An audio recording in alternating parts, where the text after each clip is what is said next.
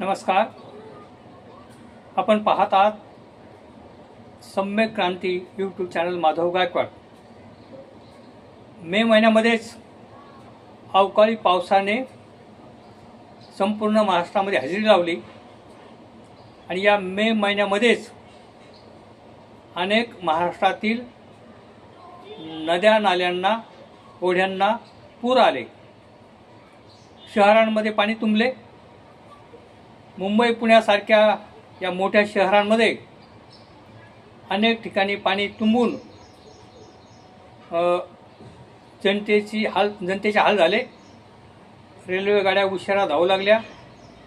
अनेक त्रासाला नागरिक सामोरे गेलेले आहेत आणि या पावसाच्या निमित्ताने जे शहरामध्ये पाणी तुंबलं त्या संदर्भामध्ये सत्ताधारी पक्ष आणि विरोधी पक्ष यांच्या नेत्यांनी एकमेकावर बाकी चिखलफेक केलेली आहे.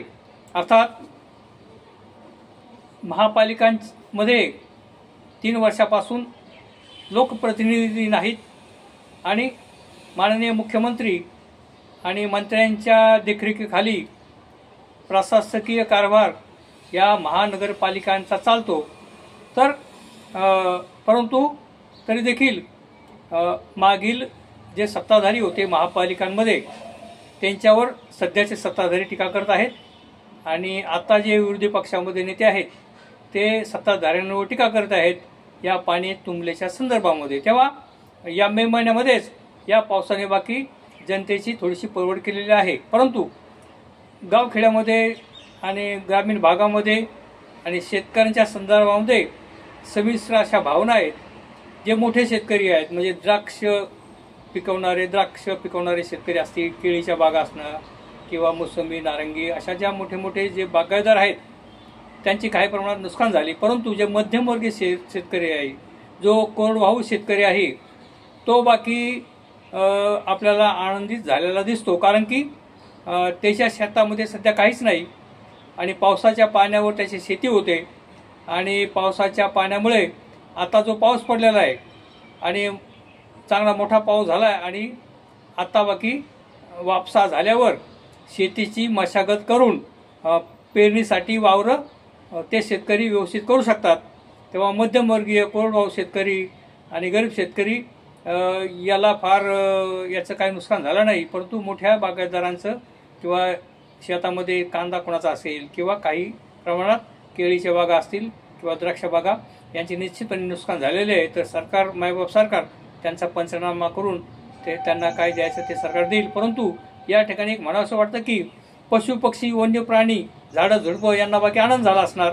कारण जंगलांमध्ये पाण्याचे झरे आटावे लागले होते आणि अनेक ठिकाणी पशु पक्ष्यांना वन्य प्राण्यांना पाणी पिण्याच्या सुविधा जंगलामध्ये नसल्यामुळे आता जो अवकाळी पाऊस झाला आहे त्यामुळे ठिकठिकाणी पाणी साठलेलं आहे आणि वन्यजीव प्राणी पशु पक्षी यांना बाकी झाडं झुडपं यांना बाकी आनंद झाल्याशिवाय राहणार नाही. कारण त्यांना आता जंगलामध्ये आणि रानामध्ये पाण्याची सोय झालेली आहे. तेव्हा या ठिकाणी आपल्याला शेतकरी बांधवांनी फक्त आता हा जो पाऊस आहे तो अवकाळी पाऊस म्हणता येईल की मोसमी पाऊस म्हणता येईल की अवांतर पाऊस म्हणजे एक वळेवाचा पाऊस म्हणतात. तेव्हा हवामान खात्याने शेतकऱ्यांना योग्य मार्गदर्शन करावं. संबंधित मंत्र्याने देखील शेतकऱ्यांना योग्य माहिती द्यावे आणि पेरणी शेतकरी बांधवांनी पेरणीची घाई करू नये. फक्त आपल्या शेतीची उत्तम मशागत करून ठेवावी व खऱ्या अर्थाने मोसमी पावसाला सुरुवात झाल्याच्या नंतर अर्धा जून संपल्यानंतर मगच आपल्या पेरण्या कराव्यात अशा पद्धतीने सरकारचं देखील म्हणणं आहे. आणि शेतकरी बाकी हुशार आहेत, त्यांना कधी काय पीक घ्यायचं हे माहीत असतं. तरी देखील हवामान खात्याने योग्य असे मार्गदर्शन करणं गरजेचं आहे. तेव्हा या अवकाळी पावसाने मे महिन्यामध्ये आणि अनेक विशेष म्हणजे अनेक दुष्काळी भागामध्ये चांगल्या पद्धतीचा पाऊस झालेला आहे. म्हणजे साताऱ्यामधील मान खटाव तिकडे सांगोला असा जे दुष्काळी पट्टा आहे त्या दुष्काळी पट्ट्यामध्ये अक्षरशः नद्या भरून वाहू लागलेल्या आहेत. तेव्हा हा या अवकाळी पाऊस म्हणा किंवा मोसमी पाऊस म्हणा किंवा वळेवाचा पाऊस याने बाकी एक एक पुऱ्या महाराष्ट्रामध्ये त्यांनी हजेरी लावली आणि सगळ्यांनाच आश्चर्याचा धक्का दिलेला आहे. कारण मे महिन्यामध्ये एवढा पाऊस होत नाही. पाऊस जूनच्या नंतर सुरू होतो, परंतु या महिन्यामध्येच पावसाने चांगली हजेरी लावली आणि ठिकठिकाणी नद्या नाल्या भरून वाहू लागल्या आहेत. तेव्हा शेतकरी बांधवांनी आपल्या शेतीची उत्तम अशी मशागत करून ठेवावी व पेरणीची घाई करू नये आणि खराब मोसमी पाऊस चालू झाला मगच पेरणीला सुरुवात करावी, अशा पद्धतीची एक आपली भावना आहे.